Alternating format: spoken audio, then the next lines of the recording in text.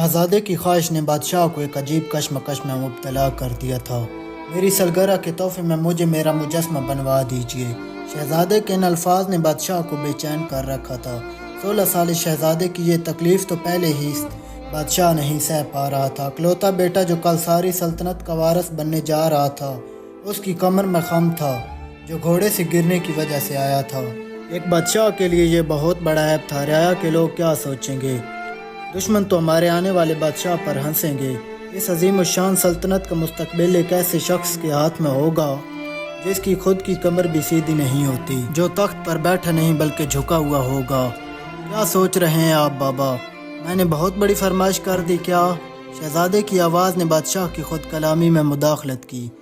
بادشاہ دل ہی دل میں اپنے بیٹے کی بے بسی پر آنسو بہا رہا تھا۔ شہزادے کی خواہش پر وہ کسی بھی حد تک جا سکتا تھا، لیکن اپنے بیٹے کا مجسمہ بنا کر وہ دنیا کے سامنے شرمندہ نہیں ہونا چاہتا تھا۔ شہزادے کی توجہ مجسمے سے ہٹانے کے لیے بادشاہ نے کہا، خوب اچھی بات ہے، اس کے علاوہ اور کیا چاہتے ہو؟ تم اگر کہو تو تمہارے لیے ایک عالیشان۔ بادشاہ کی بات کے ختم ہونے کا انتظار کیے بغیر شہزادہ بول اٹھا، مجھے صرف میرا مجسمہ ہی چاہیے، اور میں چاہوں گا کہ میرا مجسمہ میرے کمرے کی کھڑکی کے سامنے والے باغ میں لگوایا جائے تاکہ میں اسے صبح و شام دیکھ سکوں، اور میرا مجسمہ میری موجودہ کمزوری، خامی اور بے بسی کا آئینہ دار نہیں ہوگا، بلکہ میرے آنے والے شاندار کل کی ایک روشن تصویر ہوگا۔ اس مجسمے میں میری کامیابی، اعتماد اور وقار کی جھلک ہونی چاہیے۔ بیٹے کے منہ سے یہ الفاظ سن کر بادشاہ کی آنکھوں میں آنسو آ گئے۔ شہزادے کی موجودہ حالت اور اس کے خوابوں کے درمیان اتنے بڑے فاصلے کو دیکھ کر وہ اندر سے غمزدہ ہو گیا۔ خیر چند دنوں کے بعد شہزادے کی مطلوبہ جگہ پر مطلوبہ جسامت کا مجسمہ آویزہ کر دیا گیا۔ روشن شخصیت، چست جسامت، بولتی ہوئی آنکھیں، پروقار چہرہ، چوڑی پیشانی، کشادہ سینہ، تنے ہوئے کندھے اور سیدھی کمر، گویا مجسمہ تھا کہ جیسے ابھی قدم اٹھائے گا اور چل پڑے گا۔ شہزادے نے مجسمے کی طرف ایک نئی امنگ سے دیکھا، ایک ایسے تصور کو جو عرصے سے اس نے اپنے بارے میں اپنے دل میں چھپا کر رکھا تھا۔ اسے اپنے سامنے پا کر بے حد خوش ہوا۔ میں ایک دن تمہاری طرح سر اٹھا کر جیوں گا۔ شہزادے نے مجسمے پر ایک پرعزم نگاہ ڈالتے ہوئے یہ جملہ ادا کیا، اور اس کا یہ عزم اگلے کئی سالوں تک اس کے عمل سے جھلکتا رہا۔ شہزادہ ہر روز صبح سویرے اٹھتا اور مجسمے کے سامنے جھکی ہوئی کمر کے ساتھ پہنچ جاتا، اور عزم نگاہوں سے مجسمے کو گھورتا، اس کی آنکھوں میں آنکھیں ڈال کر کہتا، مجھے تم جیسا بننا ہے۔ خود کو ذرا پش کرتا، جسم کو سیدھا کرنے کی کوشش کرتا، اس طرح اس کا پورا جسم تکلیف سے لرز جاتا۔ دن گزرنے لگے، لوگ شہزادے کی اس بے ثمر مشقت کے گواہ بنتے گئے۔ بہت سے لوگوں نے اس کی ہمت توڑنے کی بھرپور کوشش کی، کبھی بادشاہ، کبھی ملکہ، کبھی طبیب اور کبھی وزراء اور کبھی عزیز و اقارب اس جان لیوا ایکسرسائز سے باز رہنے کی تاکید کرتے، مگر شہزادہ پرعزم رہا کہ مجھے اس جیسا بننا ہے۔ وقت گزرتا گیا لیکن کوئی خاص فائدہ نہ ہوا۔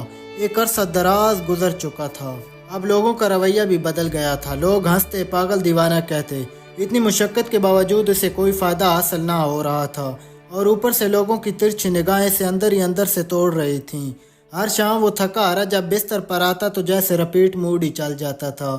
لوگوں کی باتیں کانوں میں گونجنے لگتیں اور شہزادہ روتا ہوا سو جاتا۔ صبح اٹھ کر جب وہ کھڑکی سے اپنے مجسمے کو دوبارہ دیکھتا تو حوصلہ جمع کرتا اور ہمت باندھ کر دوبارہ اس کے سامنے چلا جاتا، اس کی آنکھوں میں آنکھیں ڈالتا اور کہتا، مجھے تم جیسا بننا ہے، اور اس کے بعد اپنی ایکسرسائز دوبارہ شروع کر دیتا۔ یوں ہی دن گزرتے گئے لیکن کوئی خاص معجزہ نہ ہوا تھا، کوئی بڑی تبدیلی نہ آئی تھی، لیکن شہزادے کو اندر سے علم تھا کہ تبدیلی آ چکی ہے۔ وہ درد جسے وہ اپنی حد سمجھتا تھا اسے وہ بہت پیچھے چھوڑ آیا تھا۔ کمر پر بے حد زور ڈالنے کے باوجود کمر میں درد نہ ہوتا تھا، جسم ساتھ دینے لگ پڑا تھا، اور آہستہ آہستہ کمر سیدھی ہونے لگی تھی، اور شہزادے نے بھی ایکسرسائز میں شدت اور زیادتی شروع کر دی تھی۔ اور پھر ایک دن معجزہ ہو ہی گیا۔ جب وہ صبح اٹھا تو اس کی کمر سیدھی، مضبوط بازو اور کشادہ سینہ، گویا کہ اس کا خواب سچ ہو چکا تھا۔ اب شہزادے نے اپنی 26ویں سالگرہ کو اپنا خواب سچ کر دکھایا تھا۔ وہ لوگ جو اس پر تانے کستے تھے، ان میں یہ مجسمے کی طرح مضبوط اعضاء کا مالک فخر سے سر بلند کیے کھڑا تھا۔